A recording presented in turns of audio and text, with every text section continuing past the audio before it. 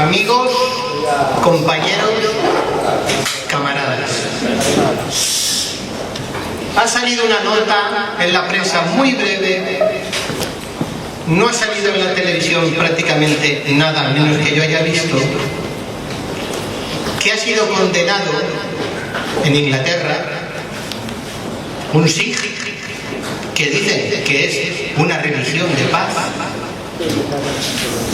que apuñaló a un joven de 18 años, inglés, en Londres.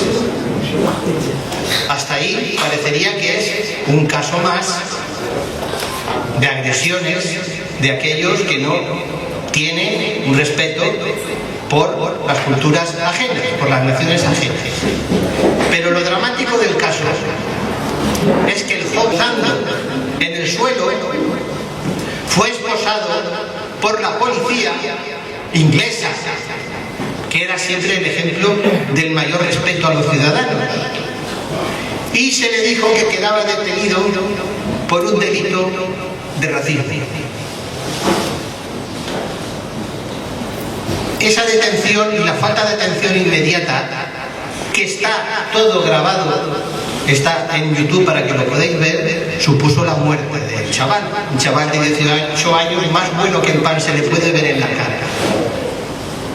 Y la pregunta es, ¿por qué hace 5 o 6 años creo que pasó aquello de no puedo respirar, I can't breathe, de un chaval de color americano, se convirtió en un escándalo mundial donde cientos de personas blancas se ponían de rodillas pidiendo perdón por algo que evidentemente no se tenía la culpa?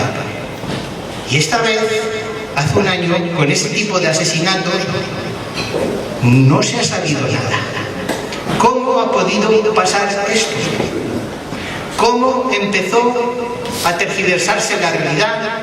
¿Cómo se empezó a callar las cosas que no debían decirse?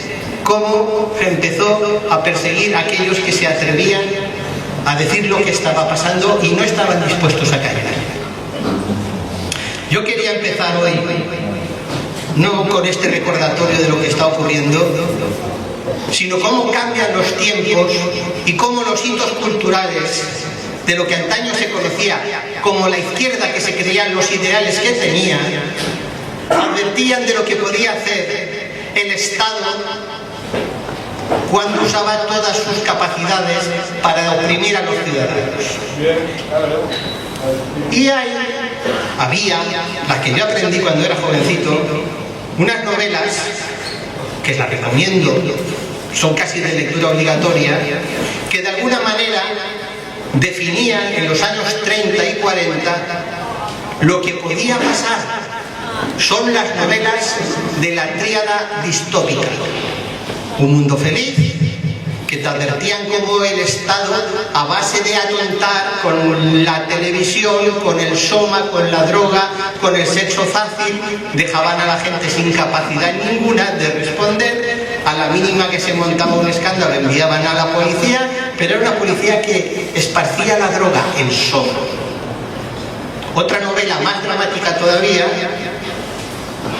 1984, y su Gran Hermano. Gran Hermano no es una serie de reality. Gran Hermano es lo que puede hacer el Estado cuando empieza a controlarnos a todos con todos sus medios tecnológicos que hoy en día se tienen. Y como además ese Estado va a coger las palabras, lo que tenemos de humanos, el lenguaje, y lo va a tergiversar completamente para que nada se entienda, excepto lo que el Estado diga, lo que se tiene que entender, que además va a ser variable en cada uno de los momentos. Lo negro será blanco, lo blanco será negro, lo bueno será malo y lo malo será bueno. Eso es 1964. Y luego, por último, que fue la primera asociación que hice con Pedro Varela, fue Fahrenheit 451. Fahrenheit 451 es una novela que habla de cuando se prohíben los libros. Los libros se prohíben para que la gente no pueda pensar. Y los libros se prohíben, pero resulta que hay gente que se esconde en el bosque y allí, de alguna manera, memoriza los libros para poder comunicarlos, porque aunque los libros estén prohibidos como tales, el conocimiento que tienen los libros sí que se puede y se debe transmitir. Pues bien, hoy tenemos aquí a Pedro Varela, que representa con mucho la capacidad de advertir lo que va a pasar, la capacidad de entender y establecer las líneas de pensamiento y de acción para luchar contra lo que está pasando, y el ejemplo moral de la persona valiente que lo hace. Porque una cosa es...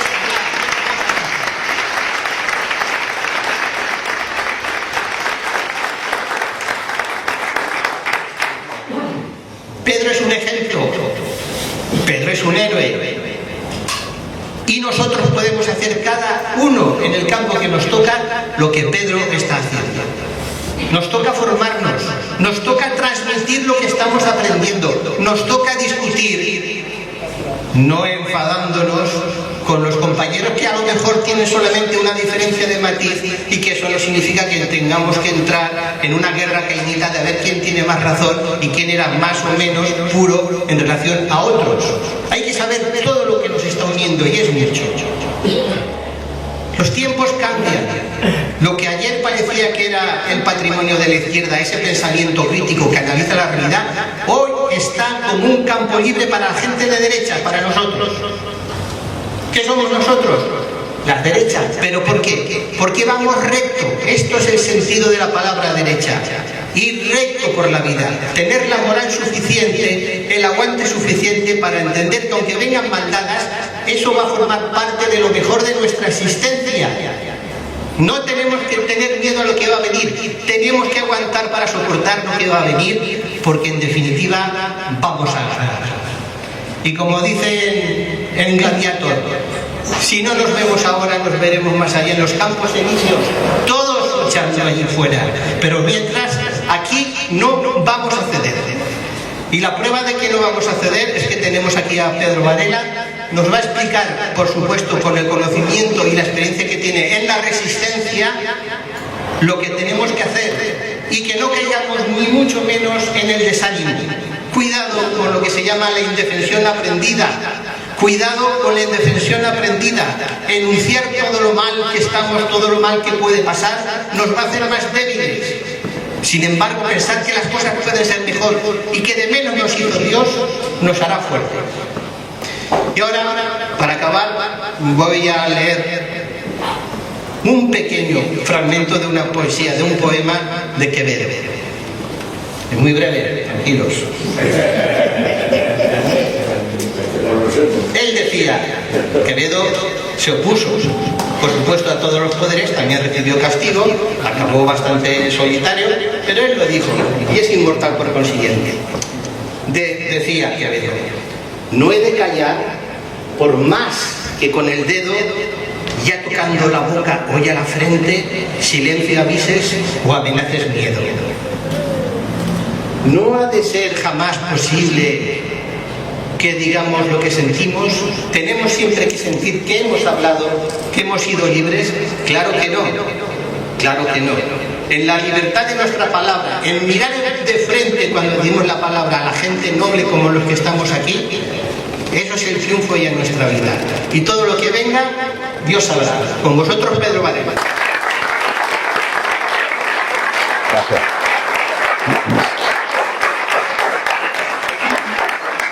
Buenas tardes, me alegro mucho estar aquí en Valencia de nuevo después de, yo creo que una veintena de años que no aparecía por esta tierra, que considero mi tierra, porque yo pasé mi adolescencia en Valencia, en el año 72-73, viví aquí en la calle Ramón y Cajal 36, y viví todo el ambiente valenciano de las fallas, de la pólvora, del olor a mascletano.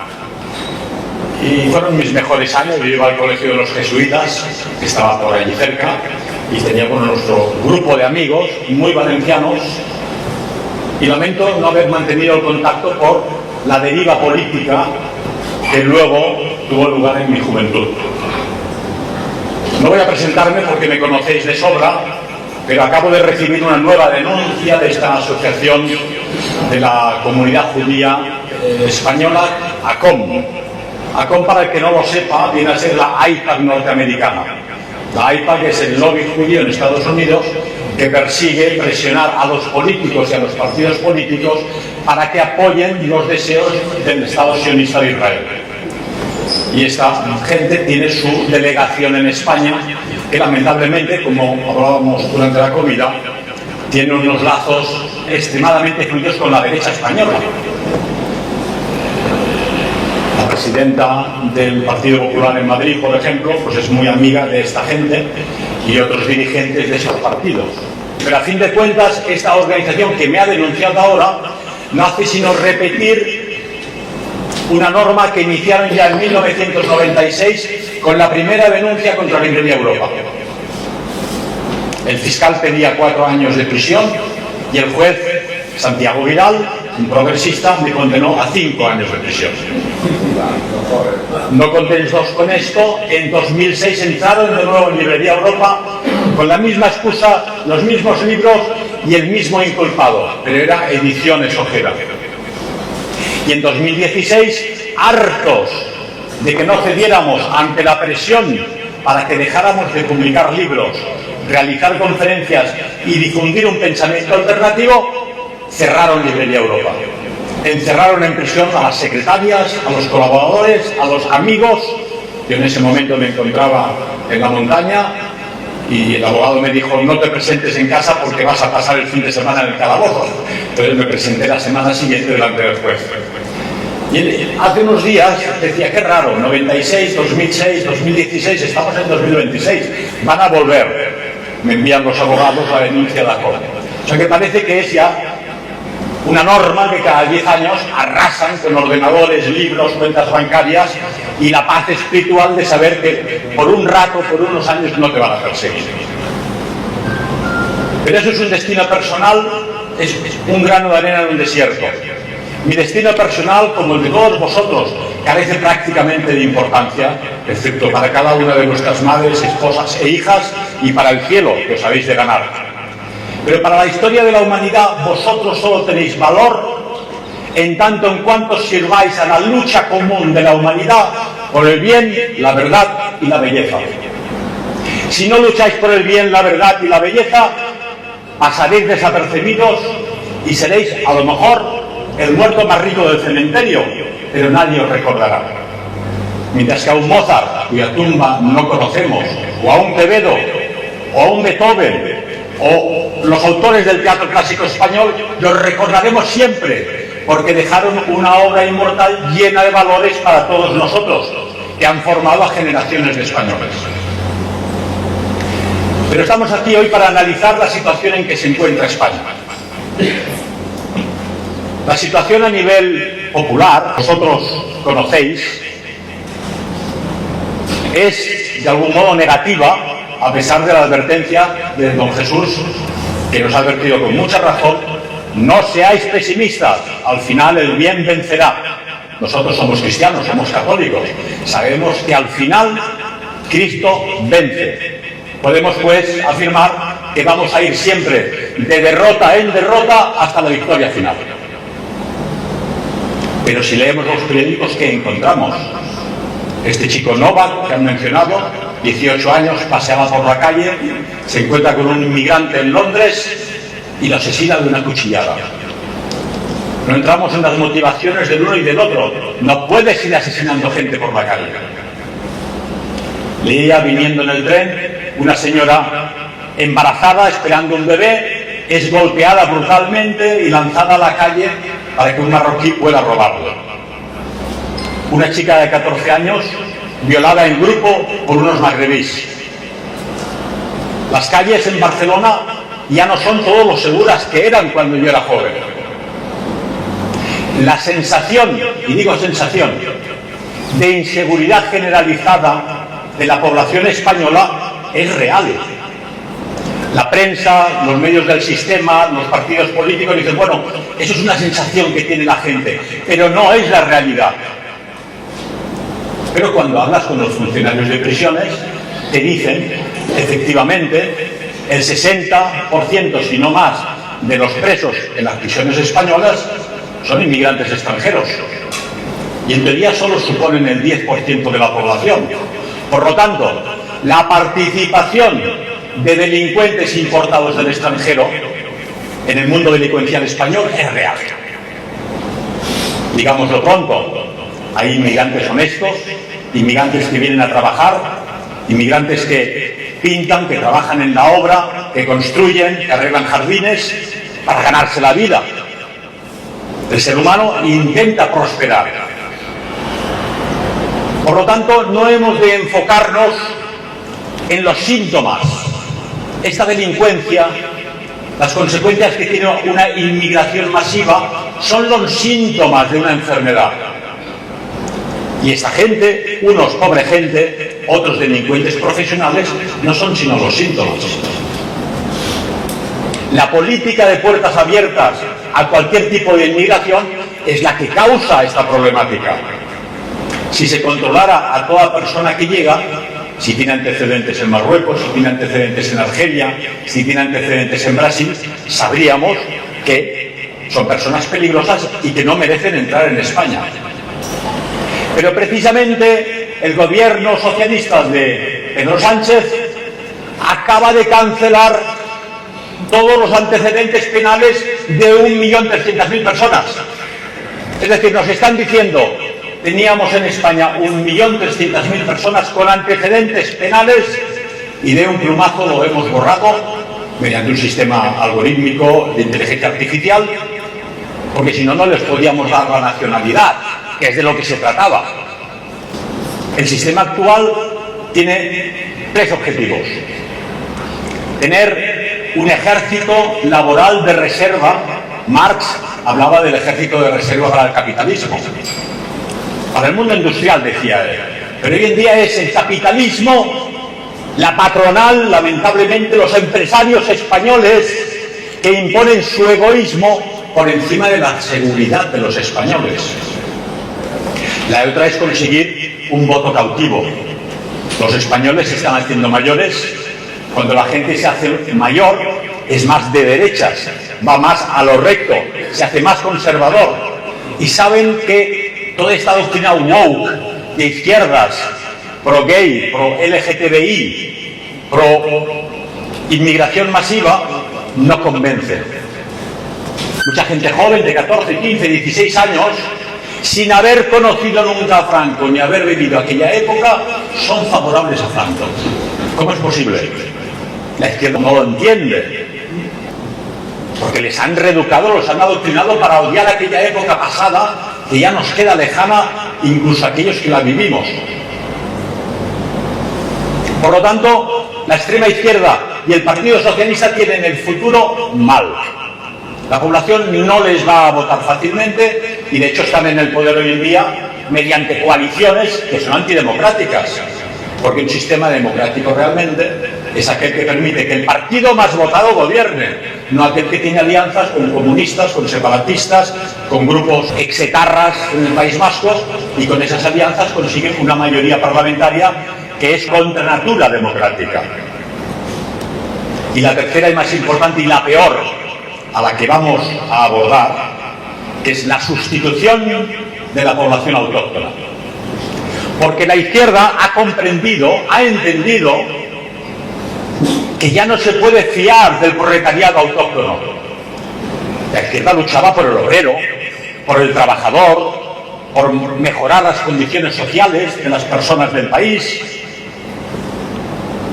Pero ellos saben que esa población proletaria, obrera, local, ya no les va a votar, ya no les convence, porque son los que conviven en las banlieues en Francia, en los barrios, en las zonas depauperadas de las ciudades españolas, con esta inmigración masiva que no comparte nuestra idiosincrasia, que no comparte nuestra forma de ver el mundo, que no comparte nuestros deseos de paz y de seguridad y de no violencia. Así pues, el sistema, en este caso el Partido Socialista Obrero Español con Pedro Sánchez, pero también en toda Europa los partidos de izquierda y de derecha al final van en ese mismo camino de sustituir a la población autóctona europea. El ejército de reserva que están organizando es defendido, curiosamente, por el capitalismo financiero internacional, la patronal la izquierda woke, la extrema izquierda, y la Iglesia. Y la Iglesia. Porque curiosamente la Iglesia, a estas alturas, ha decidido que prefiere defender el amor al prójimo lejano, es más fotogénico, que defender el amor al prójimo cercano, de los de aquí. De ahí que, volens nolens, la Iglesia se ha puesto del lado del capitalismo internacional. Cuando la Iglesia, la doctrina social de la Iglesia precisamente, hablaba de que no puede explotarse al ser humano, que hay que pagar un sueldo digno, que hay que tratar a las personas como tales. Y ahora la Iglesia, por una cuestión estética, se pone del lado de la patronal y del gran capital financiero internacional. ¿Qué quiere el gran capital? Beneficios. ¿Qué quiere la patronal? Ganar más. ¿Por qué el Partido Comunista y la izquierda clásica, los rojos de antaño, eran contrarios a las fronteras abiertas y la inmigración masiva? Porque sabían que eso suponía rebajar los salarios del personal local. Si tú abres fronteras y tú no quieres trabajar por 1.100 euros, este señor que viene de África, que viene de Brasil, que viene de Bolivia, que viene del Magreb, va a hacer tu trabajo. Por lo tanto, la inmigración masiva y las fronteras abiertas rebajan los salarios de la población local. La izquierda que ha decidido, ya no nos interesan los obreros, nos interesa todo lo que es extravagante, todo lo que es woke, todo lo que son minorías, los transgénero, homosexuales, lesbianas, personas racializadas, todos aquellos que forman un nuevo ejército de las minorías que defiende la izquierda. Pero cualquier persona se da cuenta de inmediato que esa izquierda que defiende a esas minorías extravagantes y que defiende fronteras abiertas y que defiende la importación masiva de personas del tercer mundo, está haciendo el trabajo sucio del capital. El capitalismo necesita ese ejército de reserva para tener trabajadores baratos, y la izquierda dice, no, es que somos humanistas, somos internacionalistas, no existen las razas, todos somos iguales, abramos las fronteras. Y en realidad está haciendo el trabajo sucio para el gran capital. Esa es la excusa económica que nos dan para importar millones de personas de países que no pueden integrarse. Porque digámoslo pronto, la integración de italianos y españoles en Argentina nunca fue un problema. Eran poblaciones europeas, eran cristianos, de cultura latina. Luego llegaron polacos, llegaron rusos, llegaron ucranianos, llegaron alemanes después de la Primera Guerra Mundial, después de la Segunda Guerra Mundial. Todos ellos se integraron en Argentina. Uno va a Argentina y lo que encuentra es Europa. Se entienden, se comprenden, tienen un mismo lenguaje, una misma religión, una forma de pensar muy similar, a pesar de que cada una de esas comunidades preserva sus tradiciones, que poco a poco se van disolviendo para formar parte de la nueva Argentina. Tampoco fue un problema en Alemania cuando polacos o en Dinamarca venían a trabajar a las minas de la cuenca del Ruhr o las zonas carboníferas de Dinamarca y se han integrado con estos países. En los buzones de las ciudades, en vez de llamarse Schmidt o Hermann, se llaman Kaczynski, nombres impronunciables. Pero se han integrado, son hoy en día alemanes. De modo que aquí la problemática que nadie aborda, ni siquiera diría yo los partidos identitarios que se atreven a tocar la cuestión de la migración halógena. Y cuando digo una migración halógena, digo una migración no integrable en la mentalidad y en la forma de ser de los europeos. Aquí hay que explicar algo que podéis encontrar de forma documental. Los españoles tenemos una homogeneidad étnica increíble desde la época hispano-romana. Y todo esto, que había sido documentado por historiadores como Sánchez Albornoz, hoy en día la genética, las investigaciones de ADN demuestran que los españoles son un 99,9% igual que los irlandeses, ingleses o franceses de Normandía o de Bretaña. Es la misma genética. Realmente en Europa no ha habido grandes cambios de poblaciones. Hace 8.000 años, tal vez, las primeras migraciones de cazadores-recolectores que invadieron el continente europeo para unírseles después los agricultores de Anatolia. Y ya en la Edad de Bronce, las tribus de indoeuropeos. Pues desde aquellas migraciones de cazadores-recolectores, aquellos agricultores de Anatolia y las invasiones de los indoeuropeos que venían de las estepas de Rusia y de aquella zona, no ha cambiado. No ha cambiado. El núcleo central de la constitución étnica española y europea es la misma desde hace 5.000 y 8.000 años. Entonces te vienen los listos y te dicen, bueno, pero es que aquí han venido los moros, han venido los judíos, han venido los bárbaros, sí, pero en época de la invasión musulmana de España veníamos a ser unos 6 millones de habitantes, pocos. Los musulmanes que llegaron fueron 100.000. Suponiendo que se hubiesen quedado, eran 100.000, un 1% de la población. Pero incluso las tribus germánicas, vándalos, suevos, alanos primero, y después visigodos y francos en Cataluña, fueron de un 2% máximo. Y pese a todo, esos godos se integraron en la España hispano-romana, crearon la España hispano-goda y formaron todas nuestras élites aristocráticas y guerreras. Efectivamente, era una población pequeña, pero formaron nuestra aristocracia. No ha habido un cambio fundamental en la composición étnica de los españoles desde entonces. Pero he aquí que ahora precisamente, por primera vez desde hace 5.000 años, el tronco fundamental de la identidad étnica de los españoles y de los europeos está en peligro grave de existencia. Porque el cambio ha sido brutal. Los últimos 10, 15, 20 años máximo. Todos habéis vivido en la Valencia, en Madrid, en Barcelona, donde no veías un inmigrante de color. Para verlos tenías que viajar, si tenías las posibilidades económicas, irte de viaje a África, a Centroamérica, al Magreb.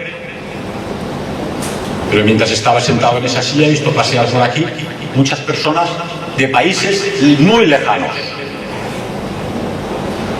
La cuestión aquí, pues, es defender lo que nadie defiende. Los liberales de derechas dicen, hombre, es que si no traemos inmigrantes, ¿quién va a hacer el trabajo que hacen ellos? Esto lo ha dicho el expresidente Aznar. Ha dicho, ¿quién va a hacer de jardinero, de paleta, de pintor, de fontanero? ¿Quién va a recoger la basura? Y en cierto modo tiene razón. Los españoles no tienen niños. Si solo piensas en categoría económica y empresarial, efectivamente tú necesitas mano de obra. La cuestión decisiva es, ¿nos interesa más la supervivencia del pueblo español como pueblo o nos interesa llenarnos los bolsillos con el trabajo esclavo de inmigrantes del tercer mundo pagándoles poco? La lógica capitalista, hay trabajo, no tenemos gente joven, traigámoslos del tercer mundo. Les tiene sin cuidado la nación española, los siglos de historia que nos hemos currado, sea en la reconquista contra el mundo musulmán, sea en la conquista y evangelización de Hispanoamérica, sea en la vuelta al mundo, sea en la creación del teatro clásico español. Todo eso ahora lo vamos a regalar, lo estamos regalando a personas que ni siquiera lo valoran, porque no lo conocen, no lo entienden. Esto no es lo mío. Todos los países europeos están sufriendo esta transformación brutal. Pero vayamos a un caso muy concreto, vecino nuestro, Francia. En época de Pompidou abrieron las puertas a la inmigración masiva porque el mundo empresarial lo exigía. Pompidou se dio cuenta tarde, estos empresarios cada día piden más. Y luego llegó la tragedia para Francia de la guerra de Argelia, donde los argelinos los echaron en una derrota que ellos no esperaban y trajeron inmigrantes de Argelia para trabajar en Francia en la industria. Ya en los años 20 había inmigrantes portugueses, españoles, de Europa Oriental que trabajaban en la industria francesa, pero fue con esta guerra de Argelia cuando Francia se llenó de banlieues. Banlieues son los barrios, porque había que construir rápidamente edificios de cemento y hormigón donde meter a esta gente, con la promesa de que eso sería temporal, pero no fue temporal. Algunos franceses, un poco naif, pensaron, bueno, después de trabajar y ganar dinero volverán a Argelia. No volvieron a Argelia. Un tema que hay que tener en cuenta. Los países europeos se fueron con la descolonización de los países del tercer mundo, donde nos portaríamos mal o no, nos portaríamos bien o no, pero aportamos lo que sabíamos y lo que conocíamos: instalaciones de agua, de tren, eléctricas, carreteras, una cultura, una forma de hablar, una escritura. Los argelinos que expulsaron a los franceses, porque eran otra cultura, era otra nación, no querían ser colonizados, se fueron en masa a Francia. Y hoy viven en los banlieues. ¿Cuál es el problema con Francia? La República Francesa está basada en la laicidad. Desde la época de la Revolución Francesa, el Estado francés no se casa con nadie. Es arreligioso, ni católico, ni cristiano, ni musulmán. Pero ha ocurrido algo muy curioso. En Francia había católicos, había protestantes, había ateos, pero todos eran primero franceses, y luego católico, luego protestante, luego ateo. Con el mundo musulmán no ha sucedido esto. Dado que pertenecen a otro núcleo étnico diferente al de los galos, no se acaban de entender con los franceses. Y además se encuentran ninguneados en barrios de los suburbios más pobres. ¿Cómo reafirmas tu personalidad? Reafirmando tu identidad de grupo. Ellos son primero musulmanes y luego franceses y republicanos, si acaso. En todas las entrevistas que se hacen a los alumnos en los colegios de Francia, pero tú te sientes francés, ¿verdad? No, en absoluto. Me siento marroquí, argelino, africano. Y son chicos de segunda y tercera generación, ya nacidos en Francia, con pasaporte francés. Es decir, la unidad nacional no la da el pasaporte. La unidad nacional no la da la Constitución. La da el pueblo que constituye la nación, que es la base de ese Estado. Y en esta situación nos encontramos. ¿Pero por qué nos encontramos en esta situación? Porque llevamos 80 años de reeducación cultural e intelectual de los europeos. El otro día podía escuchar una conferencia de E. Michael Jones, un intelectual católico norteamericano, que os recomiendo leer en inglés, pero se están empezando a publicar sus libros en español, donde hablaba de Woodstock. Los jóvenes no sabréis ni lo que es. Los que vivieseis los años 60 sabréis lo que es Woodstock. Allí un tal Lang y dos correligionarios suyos, para no meterme en lío, solo os diré que no son de los que van el domingo a misa, van el día anterior. Organizaron el gran concierto rock de Woodstock: sexo, drogas y rock and roll. Por las buenas, en los Estados Unidos puritanos, conservadores, donde en la época en que iban con la Biblia y la pistola, los hombres se casaban vírgenes, porque era la tradición puritana norteamericana.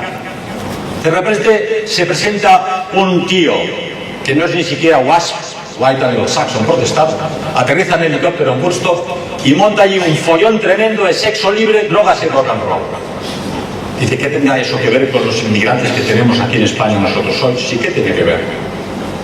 Fueron ellos los que empezaron a decirles a los blancos, europeos, norteamericanos y luego a los europeos en Europa: sexo libre, no necesitas casarte, no necesitas tener niños, no te preocupes del trabajo, drógate, bebe. Es decir, toda una campaña de decadencia cultural y mental de toda una generación. Luego se reprodujo esto en Francia en el 68, con la revolución del 68, ¿verdad? Bueno, pero solamente eso, pero es que no es solamente eso. Los que hayáis estudiado un poco historia de la Segunda Guerra Mundial, habréis oído hablar del plan Morgenthau, otro que iba al templo los sábados y no el domingo. Era consejero del presidente Roosevelt.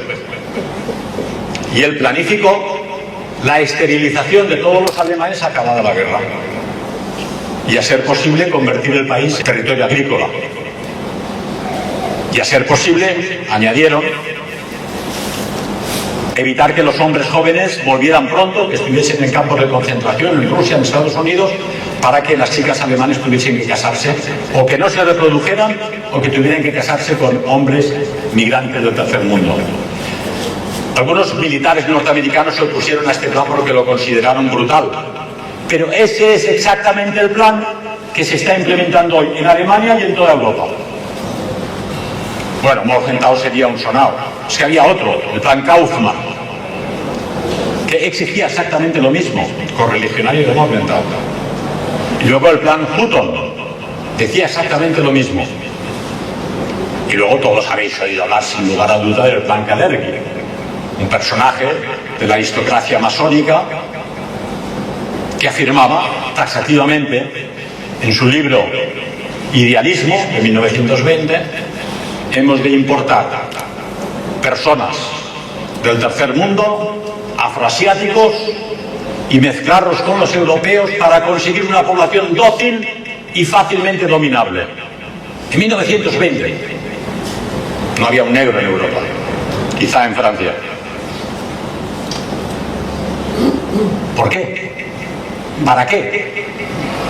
¿Qué sentido tiene destruir una cultura como es la europea, heredera de Grecia, heredera de Roma, heredera de la Europa germánica y de la cristiandad, que ha dado al mundo los grandes creadores de música, los grandes poetas, civilizadores, conquistadores? Se nos acusa de muchos crímenes, de haber ido a Groenlandia, de haber ido a Nueva Zelanda, pero nadie os recuerda, porque no lo explican en el colegio, que cuando los vikingos llegan a Groenlandia no había esquimales allí. Vinieron en la Edad Media del Norteamérica. Igualmente en Nueva Zelanda no había maorís, los maorís llegaron posteriormente. Es decir, el movimiento de poblaciones a nivel global es algo normal y es común, pero son los europeos los que han organizado este planeta de alguna forma. Alguien tenía que hacerlo. Siempre hay una Ordnungsmacht, una potencia ordenante, como lo fue Roma. Roma, para los galos franceses, para Asterix y Obelix, era terrible. Venían siempre a zumbarles. Pero creó la nación francesa. Y cuando llegaron a España, podéis imaginaros lo que opinaban los vascones, los habitantes de Castilla o de Galicia.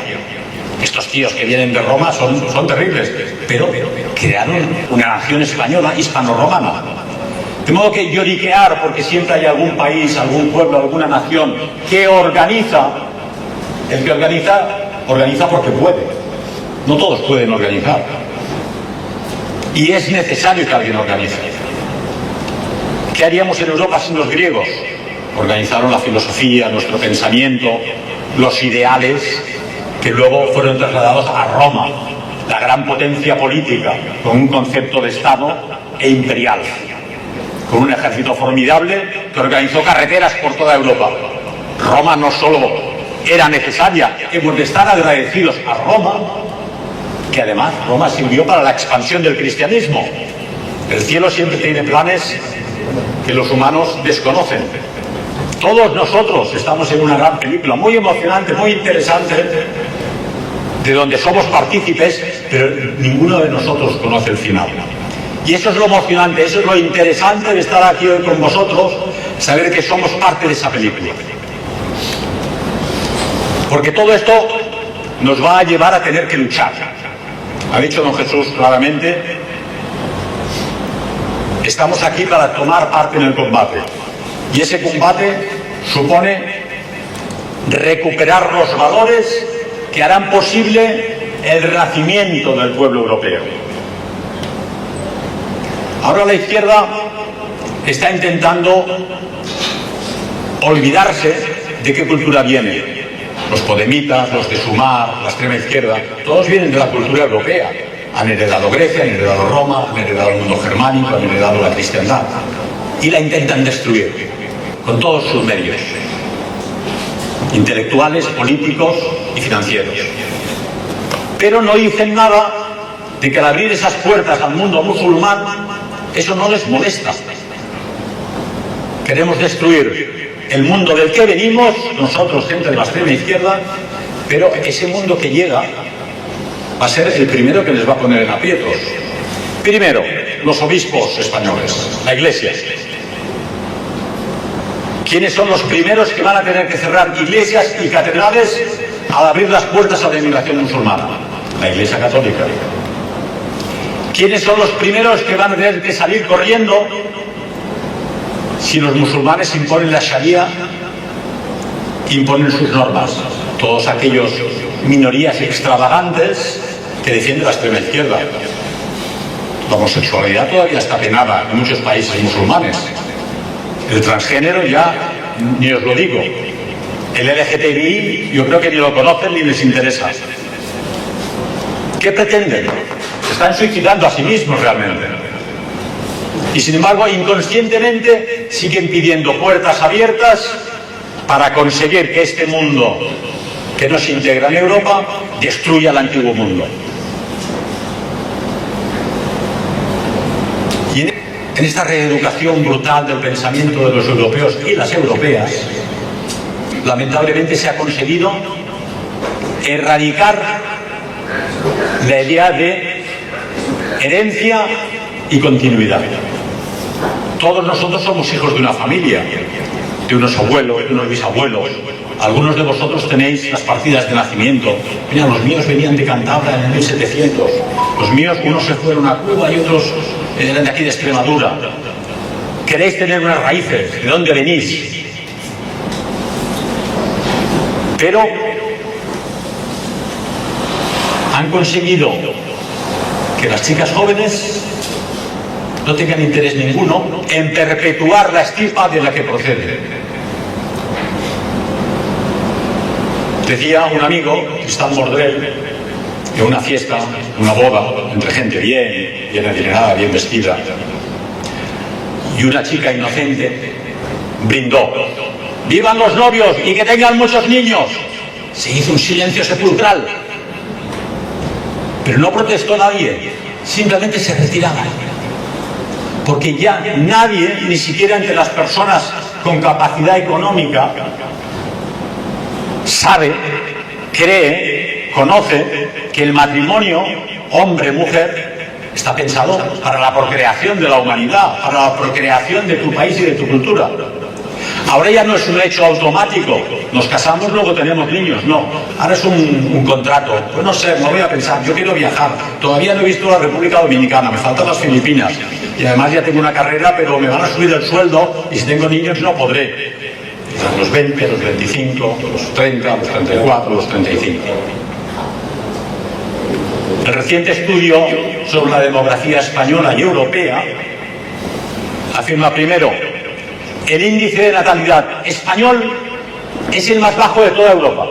Y en Europa está a 1.3 por mujer. 1.3. El español está a 1.1 por mujer. Segundo, el primer bebé, las chicas españolas lo tienen a los 35 años, cuando nuestras abuelas ya eran abuelas. Aun suponiendo que se entusiasmen, raramente van a conseguir un segundo bebé, y mucho menos un tercero. Tercero, la edad media de los españoles hoy es de 46 años. Es un país de viejos. La edad media hoy de los españoles es de 46 años, cuando en el tercer mundo es de 20. Os he dicho 1.1 por mujer, ¿verdad? Pero el 33% de los nacimientos en España es de madres extranjeras. Ese bebé punto 1 incluye que el 33% son madres extranjeras. Pero si sumamos a los padres extranjeros casados con españolas, los bebés nacidos de familias mixtas es un 40%. El desastre es total, absoluto, irrevocable, inenarrable. Daría para desesperarse y salir corriendo o suicidarse, pero eso no es lo que vamos a hacer hoy aquí. Estamos intentando despertar conciencias, que os enteréis en qué mundo vivís, qué han hecho con nuestro país y hacia dónde nos dirigen. Lógicamente, esta inmigración, dado que tenemos muy cerca al Magreb, Marruecos, Argelia, otros países musulmanes, llevan, como en el caso de Francia, a la lenta islamización de España. En Cataluña acaba de surgir un partido islamista que ha propuesto convertir la Plaza de Toros de Barcelona en una mezquita. Sí, ganan las elecciones. Que ha propuesto que el árabe sea el idioma cooficial en los colegios. Por cierto, Macron en Francia ya ha decretado que el árabe se va a enseñar en los colegios franceses como el francés. O sea, ya es una colonización cultural.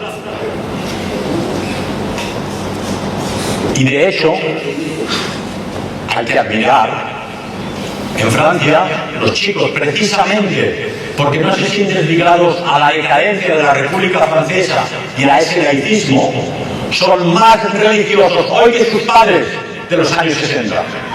Van más veces a la mezquita, rezan 3 veces al día, cuando sus padres iban una vez a la semana, con suerte. Y son más creyentes que los mismos europeos. Eso ha producido problemas, por ejemplo, en el colegio. Los profesores no pueden hablar de la teoría de la evolución, porque los chicos musulmanes se van de clase. No pueden proponer piscinas mixtas, donde los chicos y las chicas francesas solían ir a la piscina juntos. Eso ya no es posible. Pero ¿habíamos de acusar a los chicos musulmanes de querer seguir siendo musulmanes? Evidentemente no. Ellos son como han de ser, defienden lo propio, lo suyo. Lo que ha demostrado esta situación es que todos los ideales democráticos capitalistas que pretendían los hombres son intercambiables y las razas no existen, ha sido un mito. Otro correligionario de los que va al templo el sábado, ya en los años 50 y 60, escribió para las Naciones Unidas un documento donde afirmaba que hablar de raza era estúpido, que definitivamente las razas no existen. Curioso que precisamente una persona procedente de este grupo humano, que se ha conservado a lo largo de los siglos por ser como son, quiera exigir para nosotros que las razas no existen. Fue a partir de este documento de las Naciones Unidas que se empezó a plantear la idea, dado que no existen las razas, todos somos intercambiables, el racismo no existe. Las razas no existen. Los seres humanos son todos iguales. Pero después de 80 años, la realidad nos da un portazo en las narices. La realidad es que los pueblos existen, que las mentalidades existen, que los pueblos, mentalidades, capacidades intelectuales y forma de ser tienen un origen en buena parte genético, no solo cultural. No solo el ambiente conforma tu forma de ser, sino los genes que has heredado de tus padres y de tus abuelos. Muchos somos feos y tontos, otros son muy guapos y muy inteligentes. ¿Qué podemos hacer? La naturaleza es así, es selectiva y jerárquica. Del mismo modo, la naturaleza ha creado pueblos diferentes con capacidades diferentes. Y ahora, puestos todos en una nación juntos, observable es que la convivencia no va a ser posible. Porque las personas que vienen del mundo musulmán, o las personas que vienen de África, e incluso personas que vienen de Hispanoamérica, con quienes nos une de alguna forma un mismo idioma, una misma religión, pero que pertenecen a núcleos étnicos muy diferentes y muy diversos. De hecho, el problema en España son las bandas latinas, casi más que las bandas magrebíes. Las bandas que importan de sus países y una vez están aquí, una vez más, por el deseo de pertenencia, de tener una identidad propia, se unen a las bandas que encuentran en Barcelona, en Madrid, en Valencia, se unen a ellas y crean estas bandas de chicos de Brasil, Bolivia, Perú, Colombia. Y la policía, policías que se atreven a hablar, y la Yupol, el sindicato de policía, dice: tenemos un problema grave, porque son personas que no respetan la vida de los demás, hasta el punto que ni siquiera les importa su propia vida. Los Mossos de Escuadra en Cataluña, 3.000 armas blancas por la calle han detectado y han confiscado. La violencia es creciente. Pensar que la humanidad de por sí ha sido siempre violenta. Había que luchar contra otras tribus, otros cazadores, otras personas. Pero los europeos, gracias a siglos de evolución, de cultura, de ilustración y sin duda del cristianismo, que ha ido poniendo normas de comportamiento, hemos ido canalizando esa violencia simplemente a aquellos que llevan uniforme, el ejército, la policía, las autoridades, y aquellos que luchan en el boxeo o en un campo deportivo. Pero por la calle, en España, la gente no te pega un bofetón porque le da la gana. No hay violencia por la calle. Pero las personas que vienen de estos países sí que vienen con una violencia propia que le es personal del país del que vienen. Y esa violencia para ellos es lo más natural del mundo. De ahí se produce el choque entre la mentalidad europea de conseguir un consenso, una paz, unas normas, no cruces el semáforo en rojo, no vayas con cuchillos por la calle, no puedes violar niñas de 14 años ni señoras. Para ellos eso carece de sentido porque es lo que han vivido y lo que han visto en su país constantemente. El otro gran problema que tenemos los europeos y los españoles es el problema de la endofobia. Qué palabra, ¿verdad? Endofobia es que os odiáis a vosotros mismos. Porque habéis conquistado América, porque los ingleses han conquistado Norteamérica, porque hemos dado la vuelta al mundo, porque los portugueses conquistaron Mozambique, Angola, Cabo Verde, porque hubo una esclavitud. El sistema, con estos correligionarios que hemos mencionado, pero que no está permitido mencionar, han conseguido introducir vía intravenosa el odio a lo propio. No es por casualidad que en los anuncios publicitarios de las grandes empresas, y lo he repetido en muchas conferencias, os ponen una mona chica blanca, rubia, de ojos azules con un negrito. Nada contra el negrito, si es guapo y fuerte. Pero ¿por qué lo ponen? Ahora ya los ves por la calle. Pero hace 20 años, cuando empezaron con esta publicidad, no había negritos por la calle. Pero la publicidad machatona era la chica europea, española, rubita, con un negro que está como un tren, dirán ellos. ¿Se acaba ahí todo? No. Yo no veo Netflix, pero si lo veis, os atragantáis. Habéis visto quizá la Odisea del 2004. Aquiles, de la cabellera rubia y los pies ligeros. Un negro. Pero en la nueva versión del teatro no es solo eso, es que además es una chica transvestida. Una chica que pesa 45 kilos y mide 1,5 metros. Igual es una buena actriz, no lo niego, pero para otro papel, por favor. Y para el personaje femenino, una chica de África. ¿Quién decide esto? ¿Por qué lo deciden y para qué lo deciden?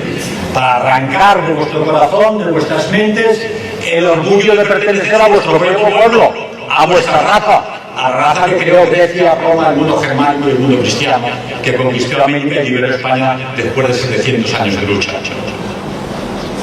Por lo tanto, esta sustitución de la población no es solo la Iglesia, no es solo la extrema izquierda, no es solo el mundo de la patronal y gran capital financiero internacional.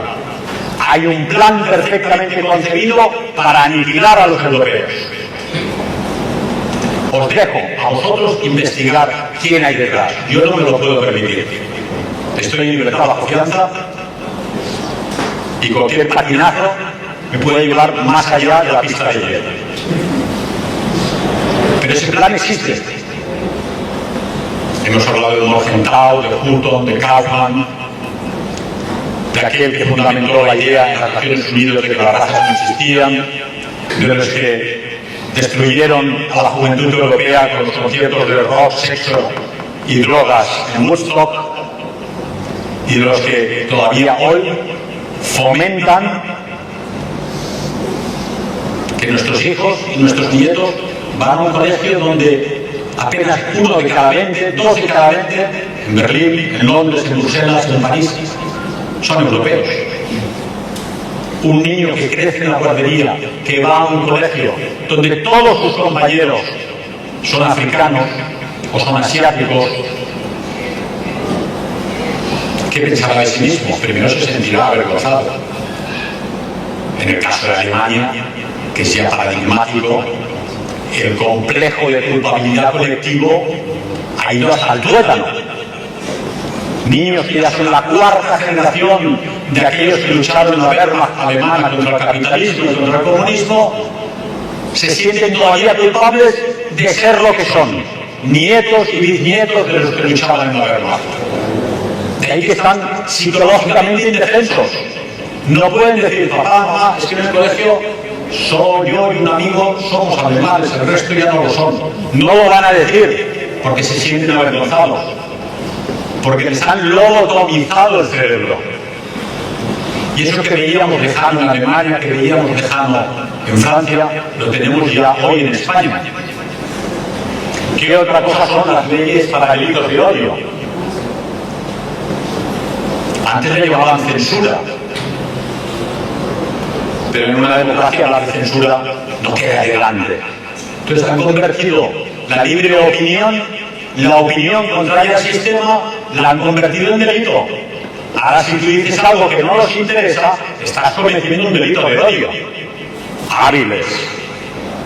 Todo el mundo jurídico estuvo 10 años diciendo, ¿dónde van? Delito de odio, pero si el odio, al igual que el amor, forma parte del ser humano. Si te pisan en el metro al entrar en un vagón, en ese segundo odias al que te ha pisado. No lo vas a matar, no lo vas a escupir, pero te acuerdas de sus... En fin. Pretender que el odio es un delito es pretender que el ser humano deje de ser humano. Pero vamos más lejos, vamos más lejos. Porque esta misma gente, estos correligionarios, que dominan, por cierto, también todo el mundo de la industria farmacéutica y de las vacunas, solo hay que investigar no solo el señor Burla, prácticamente todos aquellos CEO del mundo de la farmacéutica y de las vacunas forman parte de este grupo humano que va al templo los sábados. El plan final es crear un tecnato, una aristocracia de tecnócratas que dirijan el mundo. Porque al final ellos intentan, desde la Revolución Francesa, desde los Illuminati, con el comunismo y el capitalismo hasta el día de hoy, implementar el proyecto de la modernidad occidental. Y ese proyecto de la modernidad occidental es contrario al logos. El logos es la palabra, es Dios. Al ser contrario al logos, al ser contrario a Dios, son contrarios a su creación, a la naturaleza, al hombre mismo. De ahí que el plan final es destruir la familia, en ello están. Al destruir la familia, destruyen la nación. Destruyendo la nación, destruyen los pueblos. Y cuando en toda España, en Barcelona, en Madrid, tengas un vecino que es del Senegal, el otro de Mozambique, el otro de Bolivia, el otro de Brasil, el otro musulmán, el otro un sikh que encuentra puñal al salir. ¿Qué unión, qué unidad tenéis entre vosotros? Ninguna. Sois como pequeñas bolas perdidas en el universo, manipulables, todo el día pegados a la pantalla. Os van a enviar imágenes que no podéis digerir. Si leéis un libro, el tema del libro os va a quedar de por vida. Las imágenes que veis cada día en la pantalla desaparecen tan rápido como han venido. Ese proyecto occidental moderno nos lleva, y abordamos un tema que hemos tratado en otras conferencias, a las guerras del occidente colectivo contra el mundo tradicional. ¿Cuál es el mundo tradicional hoy todavía? Irán. Hombre, es que son musulmanes, sí, pero luchan por la divinidad. Luchan por lo que creen, luchan por la tradición, luchan por la familia. Son contrarios a la bomba atómica porque es contrario a la creación. Vamos a defender a los musulmanes ahora. Pueden ser aliados. Lo importante en estas circunstancias es quién hay a este lado de la trinchera y quién hay al otro lado de la trinchera. Aquellos que defiendan valores, que defiendan la tradición, la naturaleza, la familia, el pueblo, están a este lado. Quizá no estoy de acuerdo en todo. Quizá este es protestante, y este es musulmán, y este es gordo, y este es flaco, pero están a este lado de la frontera. Por eso yo soy muy práctico de aquellos que critican, es que este que lleva este YouTube, y este canal, y este aquí, este es de esta forma, pero este en el fondo está luchando para el enemigo. No. Está a este lado, sí, este defiende la familia, y este otro defiende la libertad, y este defiende la salud natural, y este defiende librarnos de la esclavitud al interés compuesto del dinero internacional. Todos están a este lado de la trinchera. Por lo tanto, la lucha que lleva a cabo Irán hoy en día contra la dictadura anglo-norteamericana y sionista es una lucha que nos interesa a todos. Y detrás está Rusia. Oye, que Putin es comunista, sí, era comunista, y era uno de los jefes de la KGB, pero se persigna cada vez que se vaya, premia a las familias rusas que tienen 4 niños, les facilita la vivienda, defiende la identidad de los rusos para los rusos, defiende su independencia del mundo capitalista, de la modernidad occidental, porque ellos saben instintivamente mirar a Occidente, los iraníes, los chinos, los rusos, mirar las calles de sus ciudades. No hay europeos. Y si ves a algún europeo, está mariconado. Unos van con el pelo de color lila, el otro con faldita, el otro enseñando el pompis. ¿Qué es eso? Para gente de la Rusia profunda, eso es Sodoma y Gomorra. Yo no digo que esto sea Sodoma y Gomorra aquí porque es ilegal decirlo, pero comprendo que los chinos, los iraníes y los rusos lo piensen. De modo que, como veis, todo está ligado. La lucha final es del mal contra el bien, de las fuerzas del infierno contra el logo, contra la palabra, contra la divinidad. Y todos aquellos que defienden la palabra y la divinidad defienden a su vez la creación. No pueden asesinar en el vientre de sus madres a un bebé a punto de nacer. No pueden fomentar la eutanasia solo por comodidad. No pueden fomentar la destrucción de la familia. Y esta situación dramática que os estoy describiendo, os lo vais a encontrar todos vosotros, españoles con una media de 46 años de edad. Porque dentro de nada tendréis 68 o 70 años. ¿Quién os va a cuidar? ¿Quién nos va a limpiar el pompis? ¿Quién va a empujar la silla de ruedas? No, el Estado ya organizará. El Estado está quebrado. El Estado no va a pagar más que la comida, el transporte y el hotel a los migrantes que vienen, que no han cotizado nunca, por cierto, que no han pagado nunca a Hacienda. Y tú ahora estás cobrando 1.300 euros, tu empresa está pagando, por su parte, casi 1.000 más, y tú de ese sueldo te van a quitar otros 400. Y con ese dinero están financiando todos estos que vienen y que no van a pagar las pensiones, otro mito del sistema. Es imposible que personas sin formación, sin un oficio, mucho menos sin una carrera en su mayoría, puedan cotizar a Hacienda lo suficiente para pagaros a vosotros la jubilación de médico, de arquitecto, de químico o de transportista. Por lo tanto, es una mentira más del sistema. El sistema está quebrado, lo van a quebrar todavía más y vosotros vais a pagar la factura de vuestro propio hundimiento. Ante esta revolución antropológica brutal de aquellos que pretenden imponer un tecnato, una aristocracia tecnológica desde Silicon Valley, porque ya hoy lo saben todos de vosotros. Fijaros en televisión, aparecen los mensajes de todos estos delincuentes que tenemos en el gobierno, lo que escribían a las queridas, además allá, lo que han robado, a quién tienen que presionar, a qué juez comprar, lo saben todo. ¿Pensáis que no lo saben de vuestros móviles? Si un día tenéis que enviar un mensaje, escribirme una carta normal en papel, porque al menos necesitarán mucha policía para abrir cartas y volver a abrirlas.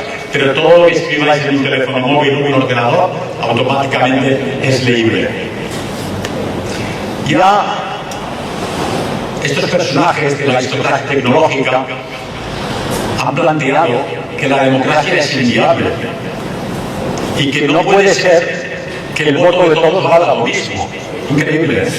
En el occidente moderno ya hay grandes empresarios multimillonarios que dicen el voto de todos no puede valer lo mismo.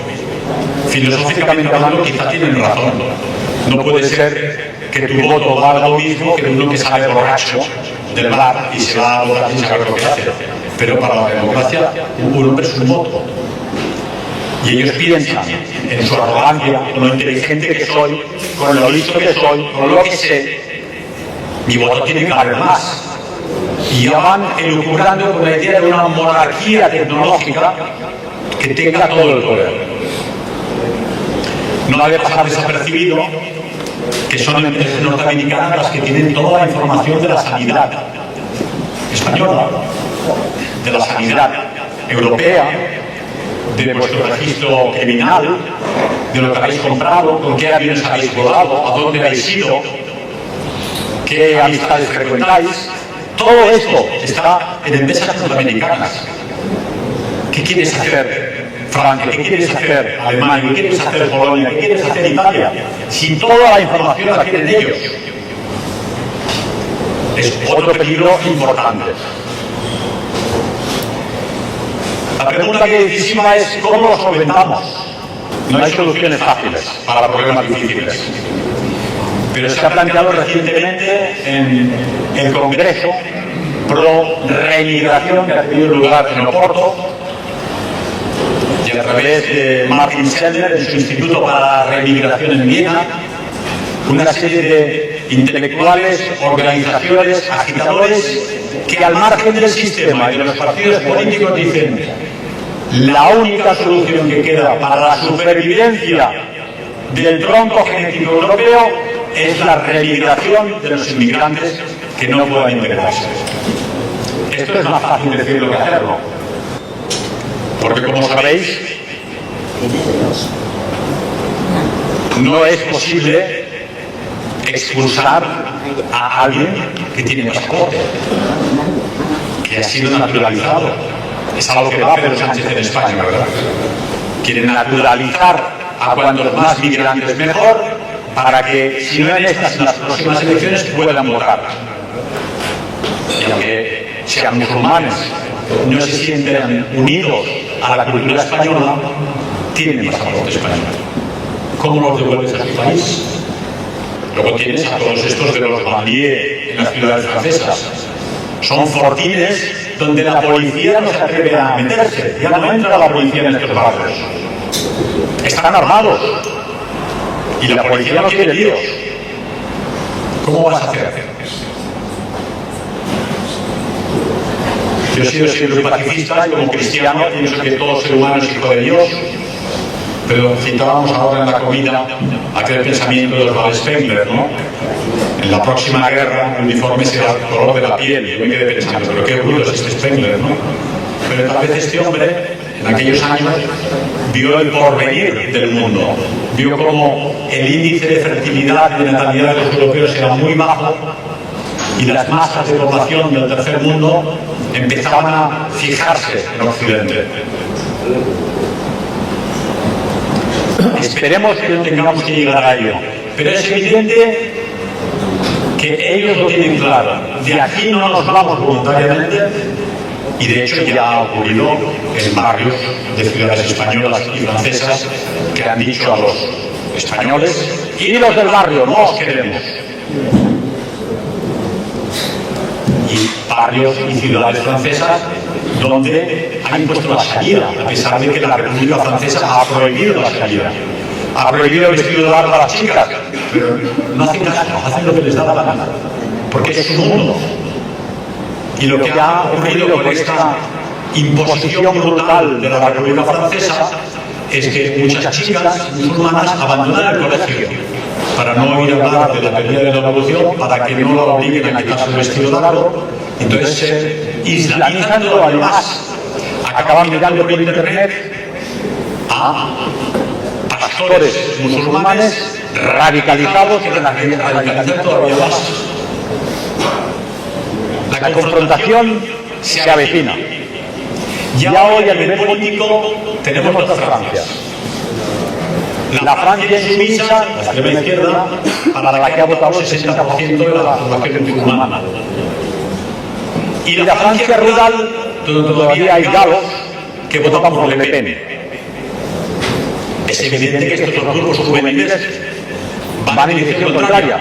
Uno u otro va a tener que enfrentarse al otro. El choque tendrá lugar. ¿Cuál será el resultado? No lo sabemos, pero es muy difícil, tal como está la situación, pensar que eso no va a ocurrir. Aquí unas citas que ha hecho, por cierto, Marcelo Bullo recientemente, pero que son conocidas, para que nos demos cuenta que nosotros, con nuestro buenismo, estamos fomentando su envalentonamiento.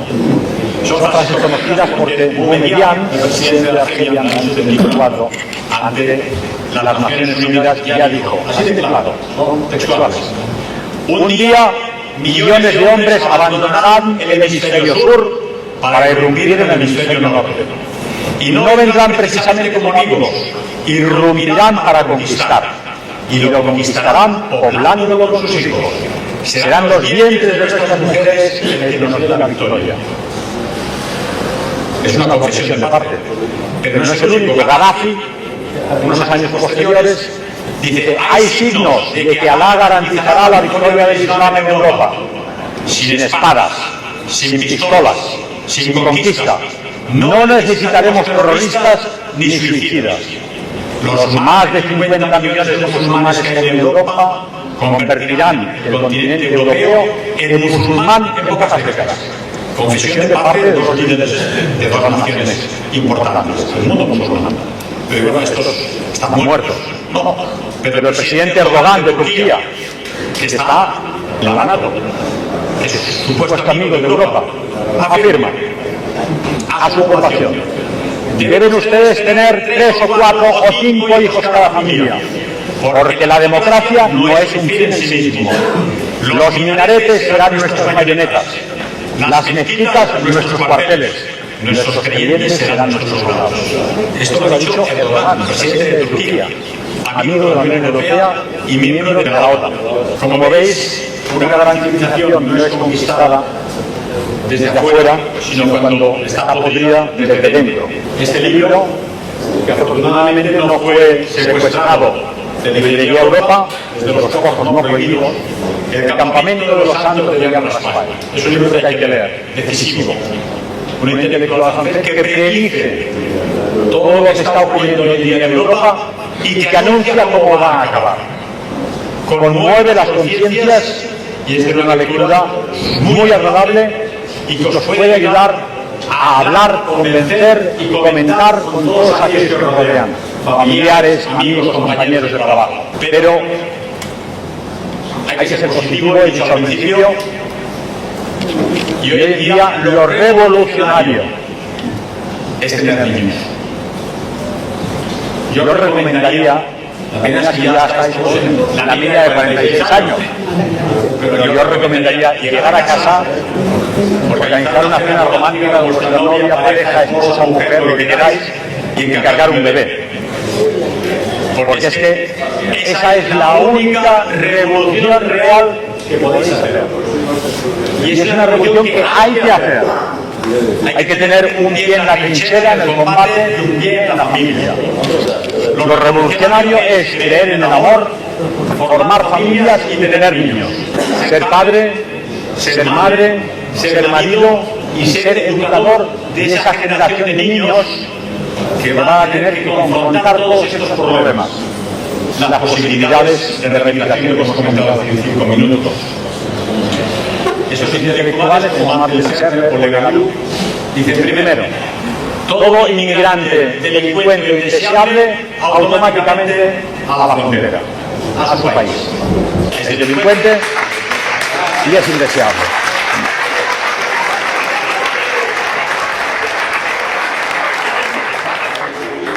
Porque son precisamente estos delincuentes indeseables los que hablan mal de los inmigrantes honestos que vienen a trabajar. Lógicamente el ser humano tiende a simplificar. Si ves que el que viola a una niña de 14 años, los pakistaníes que han estado 10 años violando niñas en Inglaterra, o el Sikh indio que acaba de matar a un chico polaco-británico, generalizas que todos los inmigrantes son malos y eso no es cierto tampoco. Otra cosa es que la inmigración foránea supone un problema para nosotros, incluso cuando son honestos y cuando son trabajadores. Segundo, aquellos que tienen residencia temporal se les respeta, pero no se les renueva.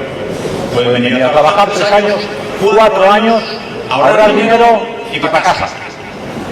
Les ofreces la posibilidad de trabajar y luego los devuelves a casa. Y luego aquellos que han sido naturalizados, es decir, que les han dado el pasaporte ya, que les han dado la nacionalidad española, ahí tenemos un problema, porque los hay que realmente se integran y la intención sería asimilarlos como dados. El problema está en que si étnicamente no forman parte del tronco indoeuropeo, esa asimilación no nos facilita las cosas. Y es una situación complicada. Pero una vez ya están naturalizados y ya tienen pasaporte, hay que respetar la legalidad, lógicamente, y buscar, por ejemplo, lo que ha hecho Suecia, que da 36.000 euros a todo inmigrante que se quede voluntariamente. Dice, si los tenemos aquí nos van a costar más. Son 12.000 euros, nos cuesta cada mes un inmigrante con todos los gastos que ellos suponen, ¿verdad? Decía un economista que no es cierto que estos inmigrantes que llegan en pateras o en barcazas o en avión nos vayan a pagar nada. Porque tendrían que estar cotizando durante 30 años a Hacienda para pagar todo lo que les damos cuando llegan. Todo lo que están cobrando ahora hasta que encuentran un trabajo y empiezan a pagar algo a Hacienda, no lo devolverán nunca. Es decir, la inmigración, legal o ilegal, beneficia, es cierto, al sector privado, porque le da una mano de obra económica y barata, pero no al sector público, al Estado. Al Estado la inmigración le cuesta dinero y el Estado sois todos vosotros que pagáis con vuestros impuestos. La pregunta es si al final tiene que haber una inmigración voluntaria. En Suecia ha sido un fracaso, porque a pesar de los 36.000 euros, pocos son los que se han ido. Faltaría ver si no vuelve con los 36.000 euros a Argelia y al mes siguiente vuelve a Suecia. Pero la mayoría no quieren irse, porque lógicamente los europeos nos organizamos mejor. Aquí te pillas un dedo con una silla y tienes el CAP al lado, el centro de atención primaria. Tienes unos médicos que te atienden. Tienes una policía que te defiende cuando puede. Tienes un sistema social, unos colegios, unas universidades, ¿verdad? Ellos ven, cuando han comparado los dos mundos, que quedarse en Europa, quedarse en Occidente les conviene más. La pregunta es, la reintegración ha de intentar ser voluntaria, pero tal vez en cierto punto habrá de ser forzosa. Pensad que ya los norteamericanos organizaron aquella invención del estado de Liberia, en África. Querían enviar a los negros norteamericanos voluntariamente a África, muchos lo hicieron, pero no acabó de bajar y aquello no funcionó, pero no ha sido el único caso. Y lo que es que ahora enviar a su país de origen a tanta gente es inhumano. ¿Qué hicieron los capitalistas occidentales, americanos, ingleses y franceses con 13 millones de alemanes? Expulsados de Rusia, Rusia Oriental, Silesia, Pomerania, en invierno. Desde que tenemos que la llave en la puerta de casa y coja mantequillos. Caminando en enero por toda Europa, 3 millones de alemanes perecieron de frío y hambre. 13 millones expulsados, no voluntariamente, no dándoles 36.000 euros. A la fuerza. Los rusos ocuparon la Prusia Oriental, con lo cual echaron a los polacos ocuparon la Prusia Occidental, Pomerania y Silesia y echaron a los alemanes. Es una expulsión forzosa. Bueno, es que convenía políticamente. Bueno, nos conviene políticamente, claro. Si ellos lo hacían entonces, con muchas menos razones, nosotros creo que hoy, dada nuestra cultura cristiana, lo haríamos de buenas maneras, sin violencia, de forma organizada. Pero si al final hay que hacerlo, no quedará más remedio que hacerlo. De este libro de Jan Raspail que os he recomendado, dice una cosa, ya en el año 73, muy clara. Según se sabe, existen dos formas de racismo: el de los blancos, inexcusable y aborrecible, cualesquiera que sean los motivos, y el de los negros, totalmente justificado, cualesquiera que sean los excesos, porque expresa un desquite justo y, después de todo, son los blancos quienes deben comprenderlo. Es decir, ella vio claramente en ese momento que existían dos tipos de racismo y que eso iba a llevar al mundo occidental a un complejo de culpabilidad invencible y que iba a suponer nuestra desaparición.